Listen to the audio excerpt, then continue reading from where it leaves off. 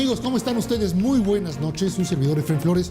A nombre de Grupo Fórmula, ya sabe usted, hashtag abriendo la conversación, les damos la más cordial de las bienvenidas aquí desde el Club de Industriales a un programa más de Cuarto de Guerra. Ya sabe, Cuarto de Guerra, donde buscamos hacer con ustedes controversia, discusión con nuestros invitados sobre diferentes temas, de esos temas que a usted le pueden interesar y que otros a lo mejor usted no los ha pensado, pero se los vamos a poner en la mesa para que sean tema precisamente de conversación. ¿Y por qué no? Abriendo la conversación de conversación y de controversia a veces. Hoy tenemos a dos distinguidísimos invitados aquí con nosotros en nuestro programa, que son precisamente con los que vamos a hablar de un tema apasionantísimo, que es el tema del pacto social, vamos a utilizar otra palabra que también teníamos con ellos, contrato social. ¿Qué es el contrato social? ¿Cómo funciona? Vamos a ver. Está el licenciado Rafael Sámano, que es un abogado destacadísimo, y el doctor Ciro Murayama, que aparte de profesionista ultra archi recontra destacado, también por supuesto es consejero del INE. Bienvenidos, gracias. Muchísimas gracias. Gracias, Fred. Vamos a empezar con ese tema. Han salido muchísimos artículos, les consta a algunos de ustedes, el caso de Rafael es clarísimo, algunos artículos que han salido en el New York Times, en el Washington Post, sobre el tema de la democracia, sobre el tema también del pacto social o contrato social en nuestro país. Y uno de los artículos dice como título, y salió así el domingo 30, por ahí, del 30 de septiembre, un domingo, sale: se rompió el contrato social de México, o sea, del gobierno con la sociedad. Fundamentalmente la causa lo tiene la inseguridad, y esta a su vez medida a través de la corrupción. Es como camina el artículo del New York Times, y esto ha provocado en diferentes círculos un poquito de controversia. Primero que nada, ¿se puede romper lo que no existe? O sea, mi pregunta es para ustedes: ¿quién nos avisó? ¿Cuándo nos enteramos de que había un contrato social, si es que lo hay? ¿Y qué quiere decir contrato social para que todos nos pongamos de acuerdo? Bueno, yo creo que la idea de pacto social tiene pues un origen en Rousseau, en fin, pero contemporáneamente los grandes pactos sociales de las sociedades contemporáneas son sus arreglos constitucionales, es decir, cuáles son las reglas del juego básicas que le dan identidad a una sociedad y cuál es el rol de cada quien y lo que podemos esperar de los demás y de nuestro papel en esta sociedad. Por ejemplo, es un gobierno de leyes donde yo tengo derecho a ciertas cosas básicas, a educación, a salud, a libertad de expresión, a libertad de manifestación, a libertad de asociación, al derecho al trabajo, a que no sea discriminada una mujer. Pues eso es un pacto social básico que se expresa en un arreglo constitucional. Entonces puedes decir que un contrato social o pacto social básico significa: nos ponemos de acuerdo y el sistema que gobierna es un sistema que me tiene que dar un conjunto de beneficios. La sociedad se ordena a darse ese conjunto de beneficios a cambio de cumplir con un conjunto de obligaciones. ¿Sería eso el concepto fundamental de un contrato social? Así es, a mí me parece que el Estado moderno, contemporáneo, es aquel que limita los poderes para que no abuse de ti. Y ese es el principal acuerdo social, es decir, que los grandes poderes que pueden ser económicos no exploten al trabajador, que el que sea más fuerte no abuse del débil. Ese es un Estado social de derecho y ese es el pacto social. El pacto social no es una llamada a misa para tener cierta conducta, aunque no está exento de cierto contenido ético y moral, pero el contenido ético y moral en las sociedades de derecho democráticas contemporáneas es el acuerdo constitucional básico, lo cual quiere decir que incluso puede llegar un gobierno con una ideología, con unas propuestas distintas, que tengan unas políticas particulares, pero que no pueden romper el pacto social, es decir, los derechos que, independientemente de quién nos gobierna, no pueden ser conculcados ni pueden ser afectados. Sí, no me pueden afectar mis garantías individuales. Las garantías individuales son inamovibles porque son parte de mi constitución, de mi contrato social. Si la mayoría está en contra de esas garantías. Por ejemplo, claro, tú tienes libertad de creencia. Si hubiera una mayoría de una religión, no pueden imponerte que renuncies a esa religión o no te pueden perseguir por ejercer esa religión. Ese es un contrato social básico. Entonces, a mí me parece que el contrato social básico es el que está establecido en la Constitución. Otra cosa, y yo creo que lo tenemos que decir con toda apertura, es que en nuestra sociedad muchas de las cosas que dice la Constitución no se cumplen. Ese es un punto muy importante, Rafael. Dice el doctor Murayama que es un conjunto de acuerdos entre la sociedad, ¿no? y sus organizaciones para poder trabajar en sociedad, donde se dan un conjunto de beneficios y un conjunto de obligaciones. Se están dando todo lo que aparentemente dice el doctor Murayama son beneficios, ventajas para la sociedad, se están cumpliendo, como por ejemplo la garantía de género, la garantía de tránsito, la seguridad de tránsito, porque a veces pensamos que la inseguridad y la corrupción son parte de una fractura, por lo menos un desgaste que está habiendo en la corteza de ese contrato social. Mira, Efraín, me parece muy importante lo que señala el doctor Murayama en el sentido de que la manera en que el pacto social, en que el contrato social entre el Estado y la gente se formaliza es a través de un documento como es la Constitución. Sin embargo, me parece que el pacto social no se circunscribe a un acuerdo formal que da origen, en el caso de México y en todas las sociedades que tienen un régimen de derecho establecido, a lo que se llama el rule of law, el Estado de Derecho. Yo creo que el contrato social va más allá. Yo creo que el contrato social es una percepción psicológica y cultural de la gente.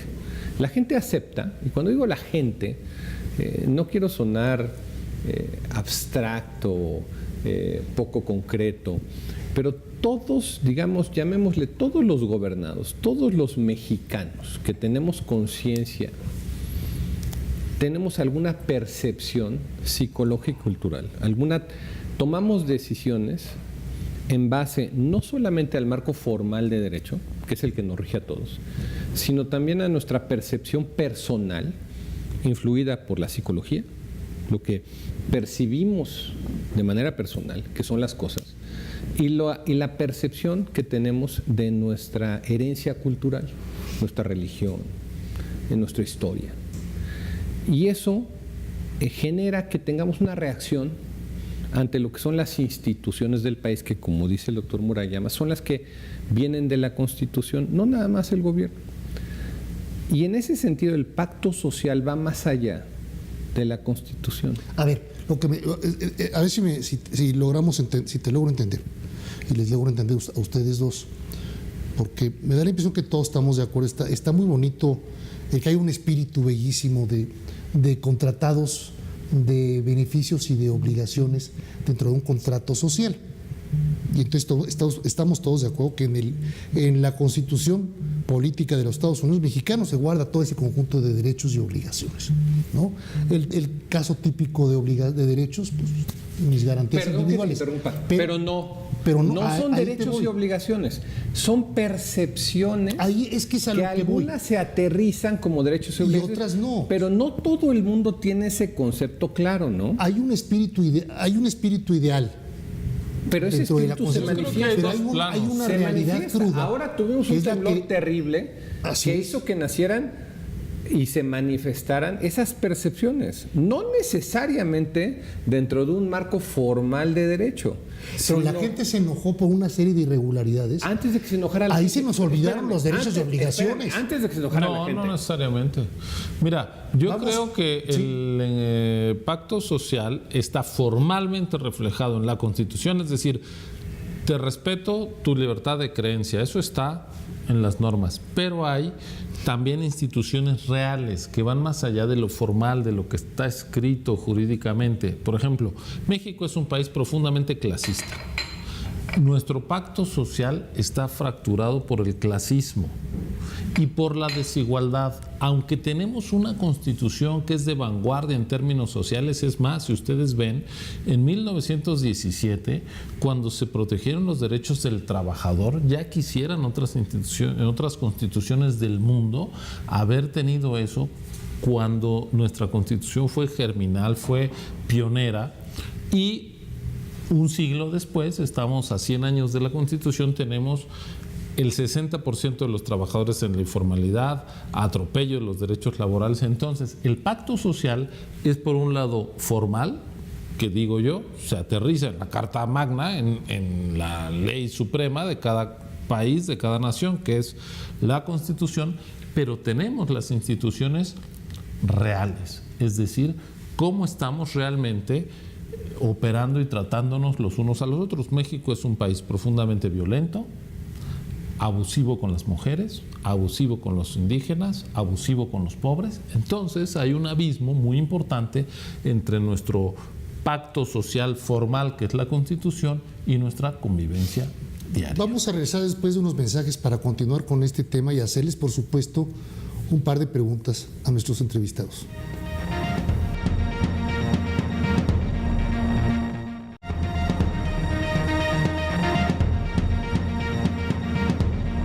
Continuamos aquí en Cuarto de Guerra. La pregunta que les hacía a nuestros invitados del día de hoy, al doctor Ciro Murayama y al licenciado Rafael Sámano.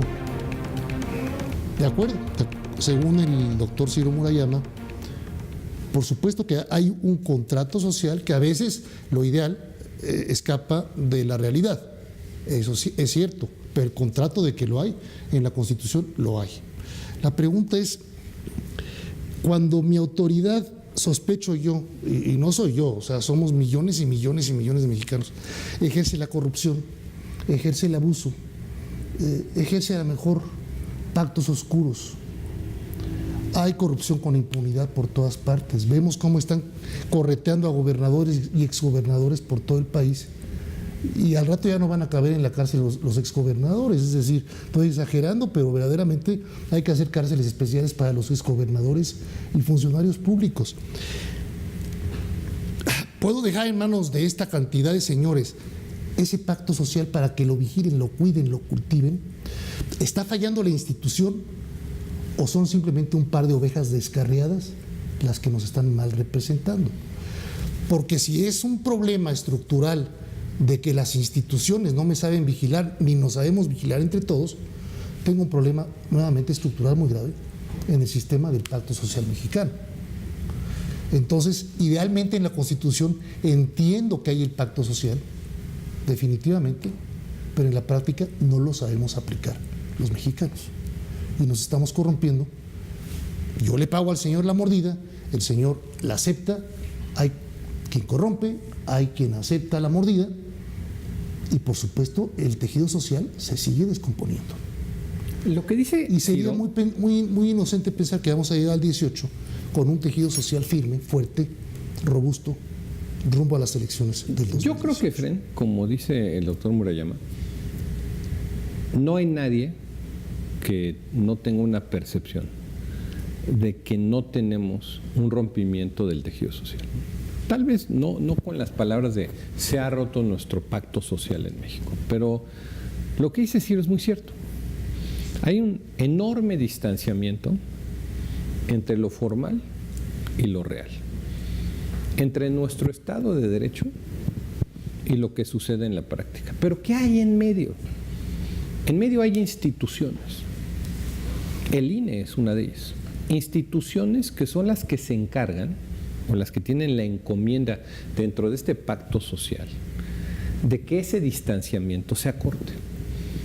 Esas instituciones se crean a partir de la renuncia personal de los gobernados, de la gente, del pueblo, del concepto sociológico que se quiera dar, de renunciar a ciertas conductas y adecuarnos a ciertas normas a cambio de que esas instituciones provean, como dijo Ciro, ciertas condiciones básicas de convivencia humana, seguridad, sin duda alguna, educación. Me estás salud. dando tú, gobierno mexicano, Estado mexicano, me estás dando la seguridad. Lo que dice Ciro es muy cierto, eso Porque no ha sucedido. Yo me siento, millones de ¿Cómo mexicanos reconstruimos nos sentimos esas hartamente instituciones? inseguros en este país. Déjame darte una muy mala noticia y luego ir a contracorriente de otra cosa que estás diciendo. En México estamos muy cansados del gobierno, de nuestros gobernantes, eso ya todos lo sabemos, pero la mala noticia es que nuestro problema no son los gobernantes, nada más. Nuestro problema somos nosotros. Sí, claro. A De ver, acuerdísimo. el Instituto Nacional Electoral publicó un informe, un estudio sobre el estado, la calidad de la ciudadanía en México. Y entonces le preguntas a la gente, oye, ¿tú crees en los partidos políticos? Por supuesto que no. ¿Crees en el policía? No. ¿Crees en los medios de comunicación? Tampoco. ¿Crees en la autoridad electoral? Menos. En el diputado, el último. El policía, peor aún. ¿Crees en tus vecinos? No. El 70% de nosotros desconfiamos de nuestro vecino. Sí, claro. Si tú te vas de vacaciones, no le dejas a tu vecino las llaves de tu casa para que vaya a regar tus plantas. Eso quiere decir que hay un problema de desconfianza, de ruptura en la sociedad mexicana que va más allá de los gobernantes. Sería muy fácil decir el problema es el gobierno, quitémoslo y vengan ciudadanos prístinos, honestos. ¿Y esos ciudadanos quiénes son tus vecinos? No, por favor, a mi vecino no lo pongan a mando de nada, ni de mi condominio, porque le distanciamos. Desconfiamos de él. Entonces, primero, es un problema estructural que va más allá de el gobierno y los gobernantes. Segundo, ¿por qué los gobernantes son corruptos? Porque el sector privado es profundamente corrupto. ¿Se lo vamos a dejar a los empresarios? Es lo que decíamos. ¿Quiénes son los empresarios que se están beneficiando de la desviación de recursos públicos en Veracruz, en Chihuahua, en todos los casos de gobernadores? Los gobernadores están en la cárcel y los están persiguiendo. ¿Y dónde están los gobernadores? Los empresarios. Los gobernadores empresarios. Con lo que estos señores hicieron sus negocios. Perdóname, pero nosotros estamos generando, por eso te decía ayudando yo, a generar por eso un te decía discurso yo, antiestado y antipúblico que es muy peligroso, porque al final el pacto social es cómo nos arreglamos todos. Y no hay sociedad que haya progresado un poco, y ahí no quiero ponerme académico y ir a los clásicos, si no hay un Estado. Y ahora lo que estamos haciendo es construir un discurso anti-sector público, anti-autoridades, anti-Estado. ¿Pero quién lo está construyendo? Todo mundo prende el radio. A ver, entonces, el payaso sí de me las estás bofetadas en cualquier diciendo... programa, tú no tienes de qué hablar y agarra a un actor político y dale de cachetadas al gobernante, al diputado, al partido político.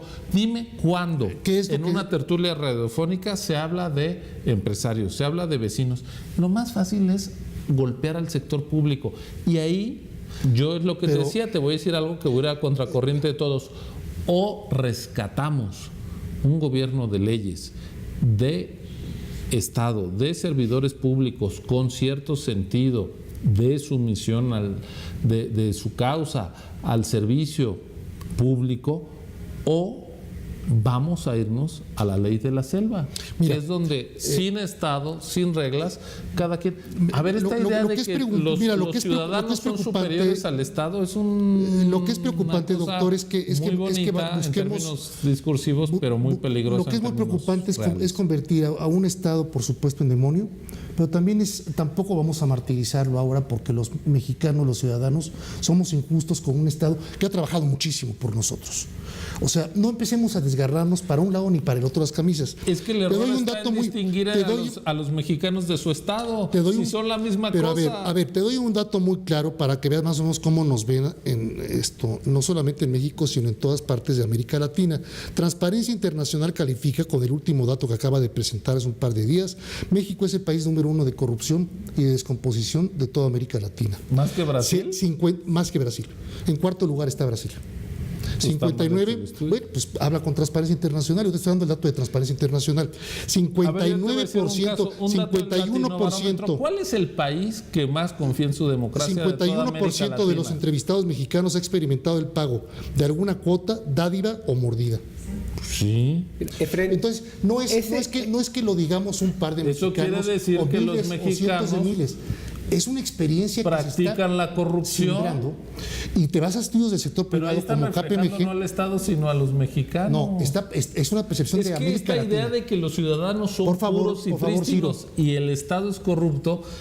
No está nadie aquí atacando al Estado, y mucho menos un servidor. Estamos diciendo que hay problemas en la sociedad, en la estructura y en el tejido social de nuestro país, donde tenemos que corregir absolutamente todos, 125 millones de habitantes, nuestra forma de ser mexicanos. Pero ahora, lo que dice hay Ciro un conjunto es de bien obligaciones dentro de los no funcionarios, servidores públicos. Sí, yo te estoy dando la razón, pero estoy poniendo la cosa más compleja. Para de ahí de ahí tiene que partir el ejemplo para el resto de la sociedad. Es que, a ver, y cuando hacemos mediciones lo que tú dices internacionales, es importante, preocupantísimo que nos igual den que mal. Ciro. Efectivamente, este estudio de Transparencia Internacional lo que dice básicamente es que en los últimos 3 años México se ha ido al pozo de la corrupción. Así es. ¿Es culpa del gobierno? Por supuesto. Es culpa de una ¿Es percepción culpa que de ya los tenemos ciudadanos? internacional. También. ¿Es culpa de los empresarios? También. Todos los ciudadanos. ¿Qué es lo que Ciro Así es. está diciendo? Y tiene toda la razón. El tema de la descomposición y del abismo que existe entre lo formal y lo real en el pacto social tiene que ver con todos los mexicanos. ¿Por qué? Porque este es el país que tenemos. Esta es la constitución que tenemos. Estas son las instituciones que tenemos. Por eso. Y de nada nos sirve que en la formación de opinión pública de todos los días se fortalezca cada vez más el denosto al gobierno y a las instituciones. Pero es una cosa, porque es el único que tenemos. todo ¿Qué lo que- tenemos que hacer? Espérame, déjame acabar. Tenemos nada que más vamos ahorita, sí. reconstruir las instituciones. ¿Cómo? Con una mayor participación. No es posible que como sociedad denostemos en lo privado, no confiemos en lo público y no construyamos en lo colectivo. ¿Queremos hacer un mejor país? Todos tenemos que hacer un mejor país. Totalmente. Y lo que dice Ciro tiene mucha razón. Si denostamos y fomentamos un ejercicio de destrucción de las instituciones, lo que va a suceder es que se va a fortalecer el fenómeno de fuerza. ¿Y quiénes son los beneficiarios de eso? La delincuencia organizada, los corruptos, los intransigentes, los abusivos. ¿Qué país queremos? ¿Un país justo y equitativo para nosotros? Ya no hay tiempo. A los que vienen atrás de nosotros, muy deseable. Entonces, ¿qué vamos a hacer con el país? Porque no queremos una cosa, no queremos otra. Los mexicanos tenemos muchas preocupaciones y estamos hartos. ¿Para dónde vamos? Si les parece, después de unos mensajes, regresamos con más información. Gracias.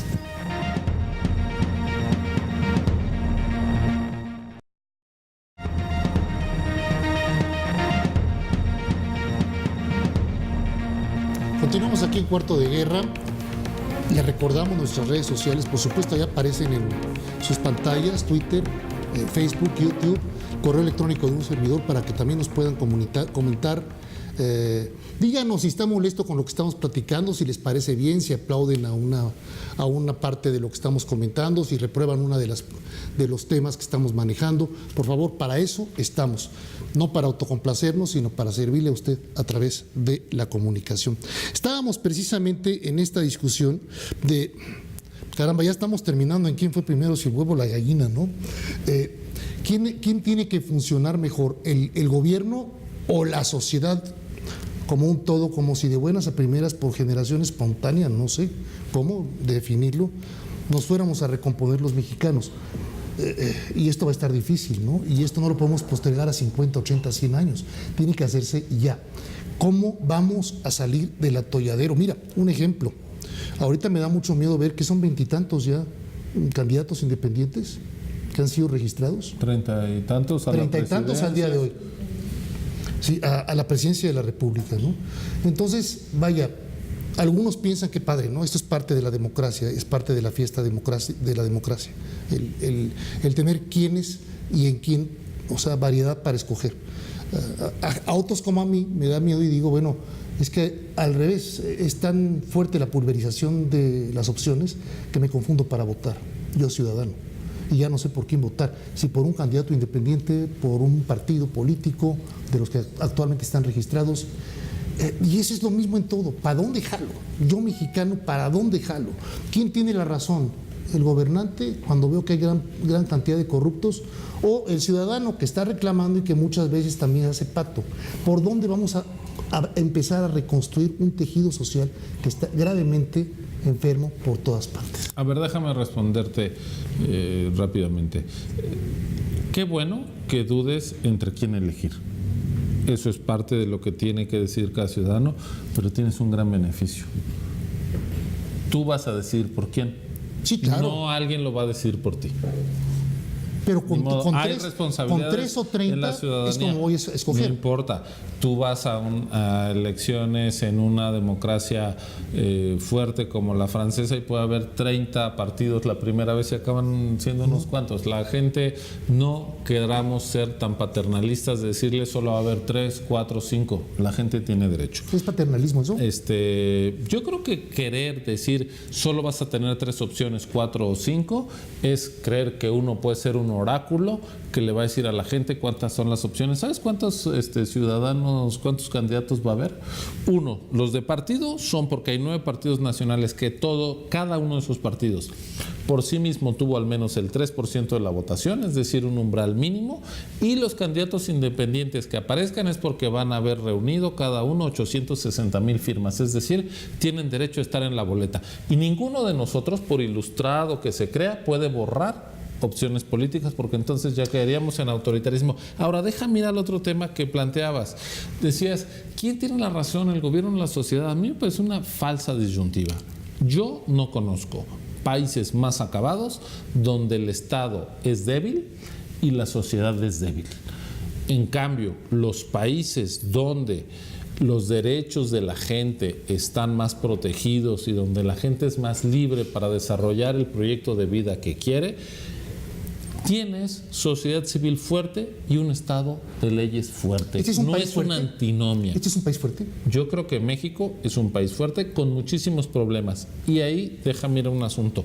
Ninguno de nosotros podría decir que estamos exentos de problemas. Al contrario, estamos enfrentando algunos de los problemas más graves de nuestra historia, arrastrando problemas históricos como son la pobreza y la desigualdad, y además enfrentando problemas que eran relativamente que se han vuelto mucho más graves que en el pasado, como el de la violencia. Hace 10 años, cuando tú fuiste joven y niño, igual que nosotros, no teníamos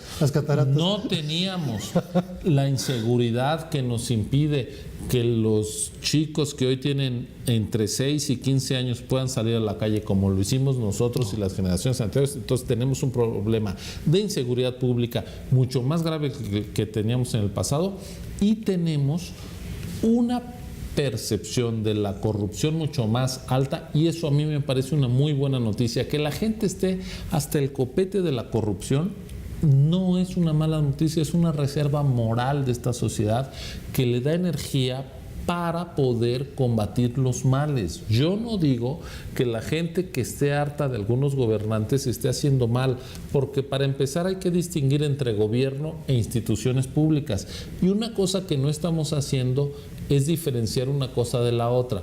Es como si a partir del muy buen reportaje que se hizo sobre la estafa maestra, que algunas universidades públicas se prestaban de fachada para desviar recursos, la conclusión era: cerremos las universidades públicas. No, hay que limpiarlas, porque las universidades públicas en este país cumplen un papel fundamental. Lo que hay que hacer es limpiar al sector público, no acabar con el Estado, porque si acabamos con el Estado, Rafael, va a quedar solo la ley de la selva. Creo que es muy importante lo que acaba de decir el doctor licenciado Sámano. No, yo creo que nadie se atrevería a decir hay que acabar con el Estado, con el gobierno mexicano. Eso sería un suicidio para nosotros. Pero está es un asesinato en masa para todos los mexicanos. Está sucediendo. Hay que corregir, hay que limpiar y en todo caso modificar, pero acabar. yo diría, alguien está sugiriendo vender al país. ¿Tú no oíste la idea de que haya un comité de reconstrucción encabezado por la sociedad civil y extranjeros? Bueno, mira. Pues eso quiere decir que no hay Estado México, y que son las buenas conciencias quienes van a decidir cómo se redistribuye el dinero. Tú mejor que nadie, doctor. Pasó en el siglo XIX, sí, cuando las buenas conciencias dijeron los mexicanos son ingobernables y traigan a Maximiliano. Pero mira, tú, doctor, mejor que nadie sabe que en México pintamos 20 ocurrencias todos los días y 40 propuestas todos los días. Yo no creo que hay que combatirlas. Eso se llama libertad de expresión. No, de ninguna manera. Ahora, porque entonces todo vale lo mismo. No. Entonces no hay democracia. Entonces, a ver, momento. Una cosa es que estemos enojados. Como ciudadano yo puedo opinar lo que sea. Yo como ciudadano puedo opinar lo que sea. Puedes opinar en todo lo que caso, quieras. Pónganme pero no un todas alto, las opiniones valen lo mismo. No, pero yo puedo opinar.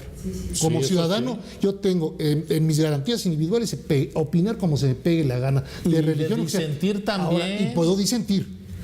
Pero no quiere decir eso que me van a hacer caso 100 millones para que se realice. Por eso, pero tú dijiste quién está diciendo. Yo tengo derecho. Pero tú vas por un camino muy importante. Estamos hablando de la reconstrucción del pacto social. Me preocupa mucho la idea de que alguien quiera matar al Estado mexicano, al gobierno mexicano. Está sucediendo, hay que combatirlo. ¿Quién lo está haciendo? Por favor. A ver, yo te acabo de dar un ejemplo. Pregunto al licenciado ahorita. Me llegó, seguramente a ti y a muchísima gente, después de los sismos, ahora que están muy de moda estas solicitudes de únete a la iniciativa de A o de B y de C, para que se les quite el financiamiento público a los partidos. Que los partidos en cara a las elecciones del año que entra no tengan financiamiento público y que el financiamiento público se vaya a la reconstrucción. Perdóname, no hay una idea más disparatada en la historia moderna constitucional de México que dejar sin fondeo a los partidos públicos, porque entonces los ponemos a la venta del mejor postor, entonces estamos privatizando la democracia. ¿Progreso? El progreso es hacer las cosas mejor. ¿Esa propuesta progresó? Eso no es progreso, eso es destrucción de una institución, eso es una destrucción democrática y la gente no se une en masa a esas propuestas porque le parece una buena idea. Yo creo que un grueso de la población estamos de acuerdísimo en que no puedes quitar el presupuesto a los partidos. ¿Tú estás de acuerdo? Pero sí, ¿estás de acuerdo? Pero cada día hay más gente que no está de acuerdo. ¿Sabes qué pasa, Rafael? Hay un encono tal contra algo que siento que está mal y que no logro identificarlo, que a mí si me dicen pinta de morado al señor de enfrente y eso va a permitir corregir el país, digo, ¿a quién pinto de morado para que se corrija el país? Porque acuérdate que la información, la educación, la preparación, ojalá, estimado secretario de Educación Pública de nuestro país, ojalá fuera pareja para todos. Pero no es lo mismo ser un indígena mazahua que trabajar y estudiar en las lomas de Chapultepec. Entonces, los márgenes, y por eso tenemos la población pobre y rica. Estamos hablando de otra cosa. La diversidad es que a la hora de que tú percibes la información, en ese momento te cambia toda la visión. Pero la formación de opinión pública, así es, que es a lo que vas, que hoy en día es tremendamente peyorativa, y eso es lo que va a decir, se está encauzando equivocadamente. En lugar de encauzarse hacia el empoderamiento ciudadano y la reconstrucción de las instituciones, se está yendo a apoyar iniciativas radicales, extremas, que son en demérito del país. ¿Tú crees? Sin que duda todas, por ejemplo, todas las ONGs están yéndose a demeritar a la sociedad y a la estructura mexicana. A ver, o hablas de esa posición que tú tienes, fíjate, arranques de posiciones. Te voy a tomar la palabra, arranques de posiciones. Acabas de tomar muy tú solito una posición radical. No. Porque estás diciendo las ONGs como si todas tuvieran una posición. Fueran iguales. Pero lo que está sucediendo es que las posiciones en este espectro, llamémosle, de lo más racional o lo más congruente a lo menos racional y menos congruente, ¿cuáles son las posiciones que están abstrayendo la formación de opinión pública? Las radicales. ¿Por qué? Porque la gente está enojada. La gente está harta. Ahora con el sismo, la sociedad civil, los millennials, se volcaron en masa a ayudar. Y a la semana llegó Protección Civil, la Marina, el Ejército. Y en redes, plagado de mensajes y de videos de llegó Protección Civil y nos están corriendo. ¿Y por qué nos corren si aquí estamos nosotros? Sí. Porque se quieren sustituir en la función de las instituciones públicas. Eso está mal. Ya encuentro cuál es el punto, y ahora después de unos mensajes regresamos para debatir este punto, que es muy importante dentro de lo que estamos hablando precisamente de el contrato social. Vamos a unos mensajes y regresamos.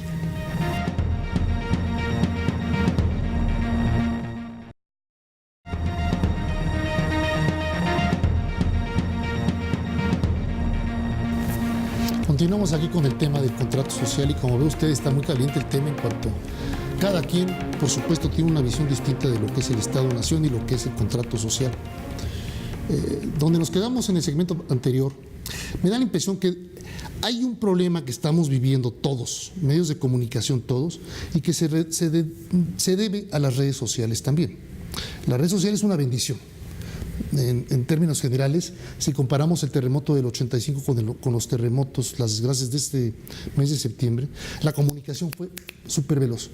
Pero también están saliendo muchas voces a través de redes sociales. Es facilísimo montar un blog, montar una red, montar un sitio, donde están pidiendo cosas que son verdaderamente ridículas, pero que son voces que se externan, gritan, y que detrás del grito irracional puede haber un grito, un lamento ante la desesperación de que no pasa mucho en nuestro país. Nos quedamos con ese tema, Rafael. Efren. Es la red social. Yo no creo que haya voces que a través de mecanismos e instrumentos formales lo estén haciendo, gritan a través de sitios donde dicen acabemos con esto.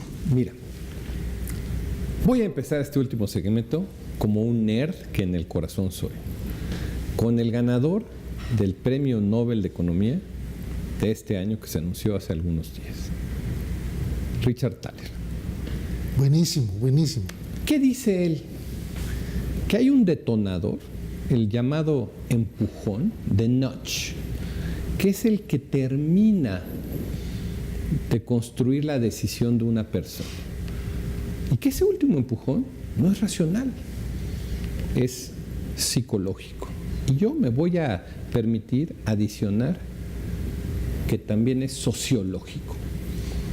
Hoy hay un tremendo encono social, un tremendo enojo, una tremenda decepción, pero no la hemos podido encauzar como sociedad.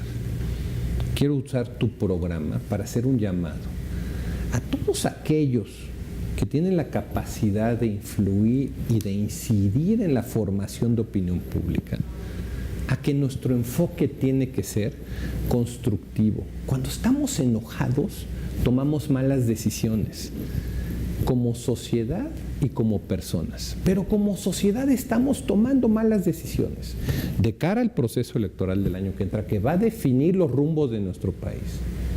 Necesitamos tomar decisiones que sean constructivas, que nos ayuden a reconstruir nuestras instituciones, no a destruirlas, a exigirles a todos los que formamos parte del andamiaje nacional a hacer mejor las cosas.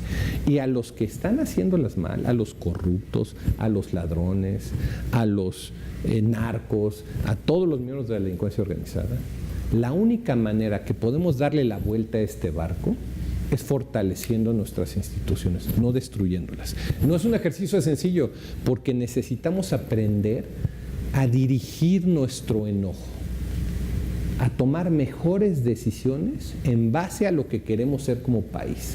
Y eso no es destruir lo que vemos inmediatamente enfrente. Lo que no vemos es lo que tenemos que atacar: la corrupción, la impunidad, la delincuencia, la falta de seguridad. ¿Tú qué opinas, Ciro? Muchas gracias, licenciado Rafael Sámano. Doctor Murayama, ¿tú qué opinas? Esto, digamos, como una visión general para transmitir tu mensaje, un comentario final a nuestros amigos. Bueno, yo me remitiría al tema de nuestra conversación de hoy, que es el pacto social, y en México pues, no hay que ir muy lejos para reconocer que el pacto social está fracturado, que en la calle no nos sentimos seguros, que no tenemos confianza ni en nuestros gobernantes, ni en nuestros vecinos en general. Y a mí me parece que la única manera de que la democracia pueda tener mayores raíces para estar bien implantada es que esta democracia dé resultados. Y nuestro pacto social expresado en la Constitución, donde a todos nos reconoce un conjunto de derechos, pues está lejos de la realidad.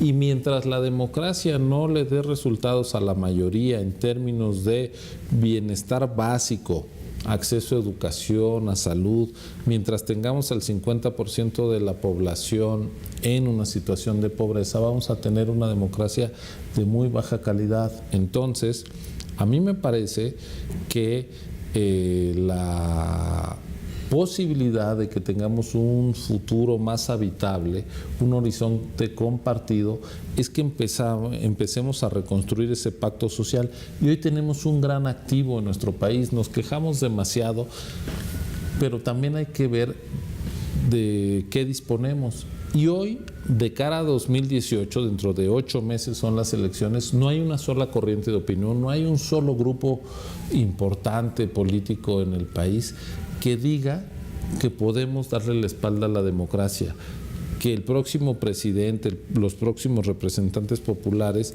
van a ser impuestos por algún poder ajeno a la gente. Todo el mundo sabe, y por eso es que está tan efervescente la vida política, que el voto va a decidir quién nos va a gobernar y quién nos va a representar.